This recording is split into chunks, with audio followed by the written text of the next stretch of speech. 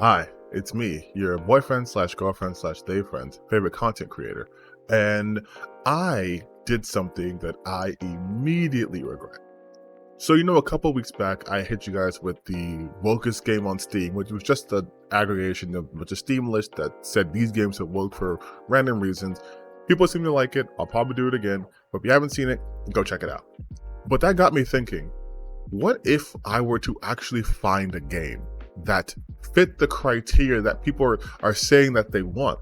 A game that has no political agenda, no one moralizing to you. And then I found it. I found the game. I found the game that the anti-wokies would love. A game that came out in 2015 called Hatred. Now, you see, in Hatred, there are no they thems, there are no pronouns. There's nothing like that. There's no DEI, there's no ESG, not even ABCs. So if you can't read, you're still good in this game. No, this game is simply a main character, a white man.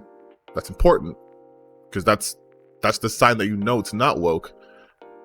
Wants to murder everyone, all the people, all the time, because he is so tired of everything. By the way, he has like that gravelly, angsty voice, like this world is sick, and like that kind of shit. And things all like black and white, and dark and edgy, and yeah, he wants to kill everything. My name is not important. What is important is what I'm going to do. I just fucking hate this world and these human worms feasting on its carcass. My whole life is just cold, bitter hatred. And I always wanted to die violently. This is the time of vengeance, and no life is worth saving. And I will put in the grave as many as I can. It's time for me to kill. And it's time for me to die. And so I played the game. I played the game for about an hour. I did like the first level a couple of times. I did it on hard mode. I didn't think it'd be that difficult. It was slightly difficult. Did the first level and I was bored. Like I was bored.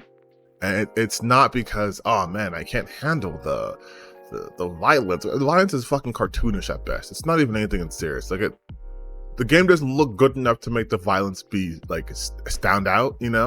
It was controversial for its time because it's basically the school shooter simulator. But honestly, it's baby stuff. Like it's the same repeated animations. And I went into this game legitimately with an open mind. I played this game and I was okay, just gonna judge on its own merits. And as a top-down twin-stick shooter, it's not that good. It's not engaging. There isn't even anything to make you think that there's more to the combat than that. First and foremost, the controls are dog shit. Like it's a dog shit game, like for real. Like it handles terribly. It's so incredibly sensitive, and it has you do two modes for shooting.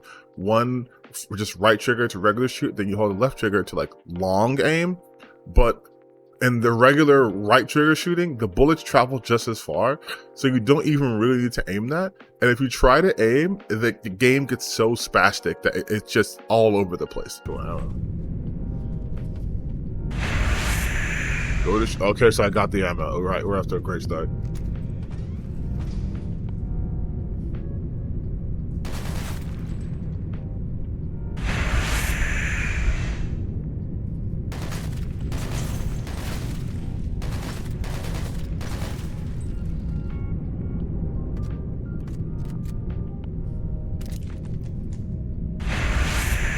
Go to long shooting range. Use the left trigger to... Okay, thank you. Use the left trigger to aim and right trigger to shoot. Okay, this is... Alright, that's... Okay, oh yeah, these are great controls. This is good, yep. You're better off just shooting. But then also you can kick people to death, so it kind of defeats the purpose of shooting, in my opinion, because kicking someone to death with just a weak kick should not kill them. But anyways, the game, the first level, it's just kill 50 people. That's it. You kill 50 people, and you should go around, and it's not fun, by the way. It's not like there's a bunch of people in groups all the time. Like there's certain areas that have like, here's a party, here's a grocery store, here's a funeral procession, right? But by and large, you're killing the same 2 to 3 character models over and over and over and over and over. And sometimes you get a special animation when you execute people, because in this game, the only way to heal is to kill people who are in agony. So to get someone in agony, you have to wound them just a little bit, which you really can't do on, intentionally. So it kind of just happens. And if they're kind of just like crawling on the ground, then you get to execute them. Now, sometimes executions are like zoomed in and you get like a special execution, but most of the time your character just press Y, just stops, boom, and keeps going.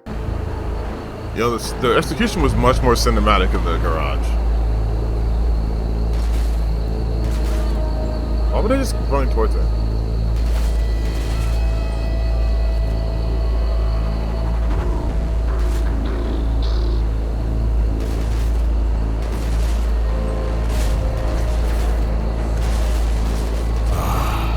The first human shields.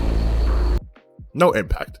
Doesn't really even lean into the whole like we're uber violent thing, because you think they would be more over the top and grotesque, but no, it's just boom boom headshot or right there. But again, it's not anything so graphic, but it's just a dull game. It's a super dull game. I was trying to do a bit while I was playing the game, and I lost so much interest that I just forgot I was even recording, and I'm just playing the game.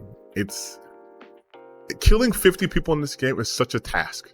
Like it's such a if anything, I would say maybe this game exists so people don't want to enact on this, because it is so boring in this game. It's so tiresome to do this, and then the cops kind of come out of nowhere and will just obliterate you. Granted, I played on hard mode, but still, the cops will just come and just obliterate. And it's such a weird mechanic, because it says you want to kill all the people in the game, right? Or at least in the town, but killing cops counts as nothing. So they're literal just obstacles. And I'm like, what is the symbolism here then? Like, is it the cops are nobodies, so their lives don't matter, so they don't count towards your total? Or are the cops special and protected, and so they don't count towards your total? But they just get in the way. The game it's not fun. I will say one good thing about this game. The destruction physics, pretty good. Pretty good. To have almost everything destructible, that's pretty good for a game like this.